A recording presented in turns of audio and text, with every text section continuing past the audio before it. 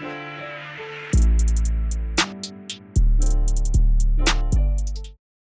don't know how much value I have in this universe, but I do know that I made a few people happier than they would have been without me. And as long as I know that, I'm as rich as I ever need to be. You're gonna find peace from going to war with yourself, because we all got shit.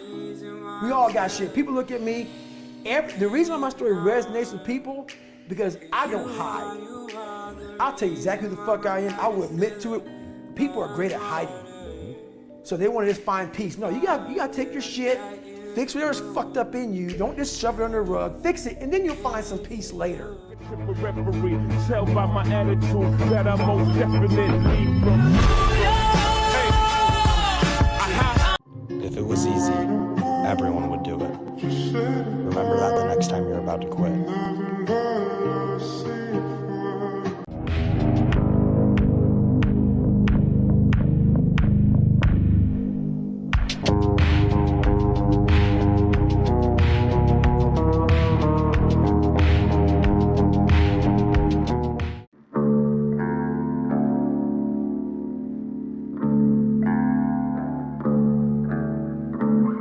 Self-confidence is really someone who keeps promises to themselves. I love that. So when I meet somebody who says, I lack self-confidence, I know intuitively this person has not consistently kept promises they make to themselves. Because self-confidence is really like your reputation with yourself. If you've got a great reputation with yourself and you know you can trust you, you're not so concerned about your reputation and what other people think about you. That's right. So if you're always worried about what people think about you, it's because you really don't think great about yourself. And you don't think great about yourself because you lack self-confidence. And you lack self-confidence because you keep not keeping the promises you make to yourself. So.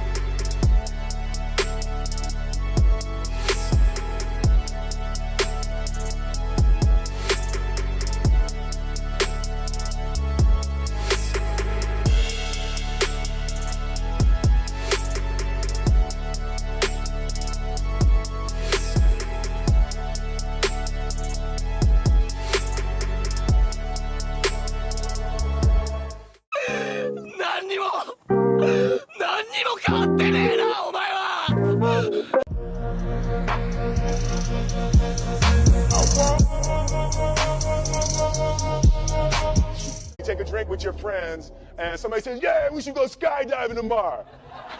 And you go, yeah, we'll go skydiving tomorrow. Yeah, yeah. And you go, yeah. And everybody goes, yeah. So then that night you're laying in your bed and you just keep, and you're terrified. You keep imagining over and over again jumping out of an airplane and you can't figure out why you would do that. You wake up the next day and you go, down and you say where you were going to meet and everybody's there. So you get in the van and you're like, oh my God.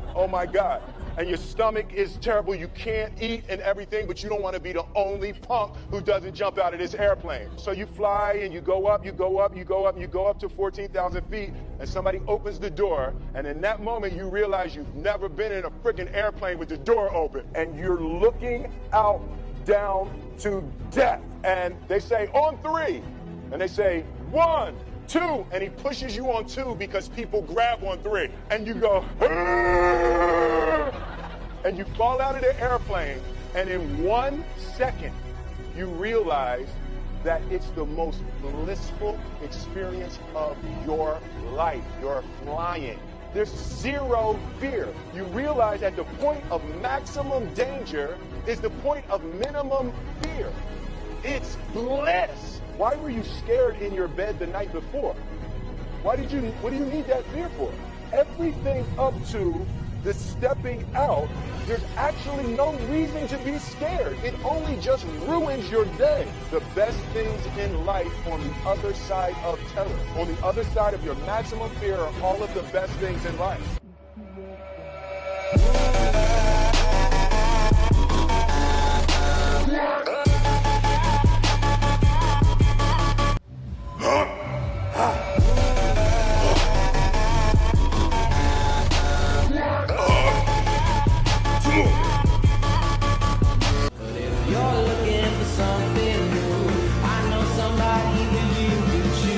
What about This is a mindset. Maybe it's true, maybe it's not. But there's a motherfucker out there who wants what you have, who wants the position you are, who wants the job you have, who wants the wife that you have, or the husband. There's someone out there hungry that wants everything you fucking have. Maybe it's true, maybe it's not. But if it is, it's gonna be your ass. So make that a motivation for you. Stay hard.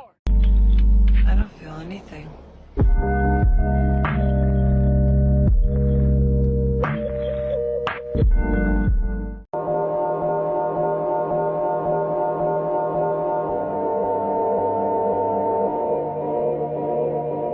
I was a soft kid. I was sensitive, I'd cry easy, and I would be scared to fist fight. And my mother used to tell me this thing, I don't even know if you remember, but you said this to me more than once. You said, son, sometimes you have to be a lion so you can be the lamb you really are. I talk this like a lion. I'm not afraid of any of you. When it comes word to word, I will gab with the best of them.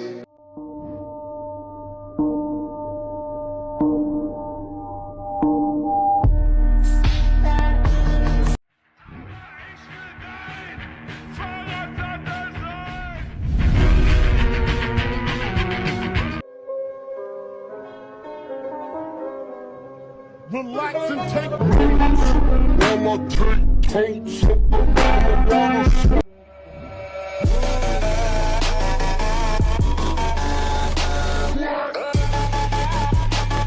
Advice that will help you, .pt. 1. You're going to be tested, that's for sure. And if you have a sustaining meaning, then well, Nietzsche said himself, he who has a why can bear any how. Why would you look in the darkest places? Because in the darkest places you could find what still shines. If it can shine in the darkest places, then you know it's a real light. Let's say you're trying to quit smoking and you quit for 2 weeks, and then you have a cigarette and you think, oh my God, now I've screwed it up. I'm not quitting anymore. You smoke a whole pack of cigarettes. It's like, well, there's a couple of mistakes there. And one is, well, just because you had a cigarette doesn't mean you failed. It just means that you had a cigarette. You can start stopping again the next day. And the fact that you had one cigarette in the last 2 weeks is a hell of a lot better than the 2 weeks that you had before that. And so you've got to be realistically humble. You've got to be ambitious enough in your goals so that you're pursuing something that you regard as truly meaningful and worthwhile.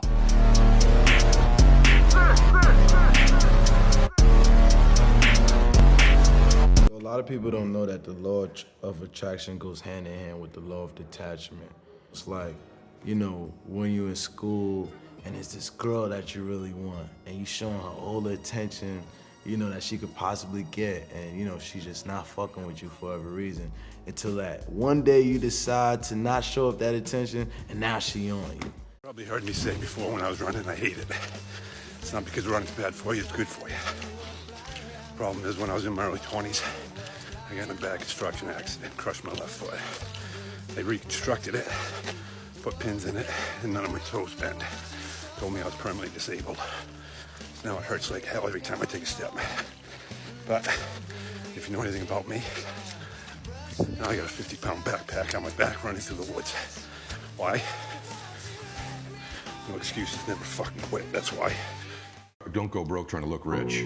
That's one thing everybody's doing right now. They're going broke trying to look rich. So here's what I am. I don't care where you put the money. You know, there's guys out there saying it should be real estate, should be the stock market. If you don't save money when you're broke, this is the thing no one's telling you. If you don't save money when you're broke, I'm talking about 10 bucks a month, 20 bucks a month. The crazy belief system in the world is that you will save it once you make more. If you have a habit of spending, you will spend more when you make more. Inaction breeds doubt, action breeds confidence. It's as simple as that. If you're feeling like, oh, what if I can't do this? What if I'm not good enough? Just start. have a vision, and start your plan today. Because as soon as you start, that confidence will instantly click up. And even if you mess up, you're still growing, because every time you mess up, you learn something that you were doing wrong. And once you fix that mistake, you become stronger.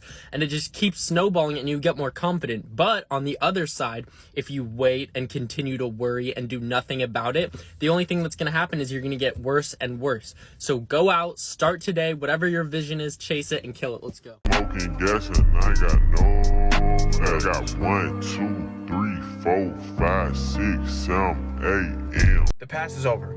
You can't change what happened. Break free from the shackles that it has on you. Break free from the imprisonment that it has on your mind. Stop letting it dictate your future, your life, and your state of being. Accept that it happened while you keep moving forward. Today and tomorrow have so much life, so much promise, so many chances to be great, so many opportunities, and so much to offer. Heal and nurture your pain so you can manifest all the things that are meant for you and the person you were always meant to be. I believe in you. Take it one step at a time. I know you got this. Come on.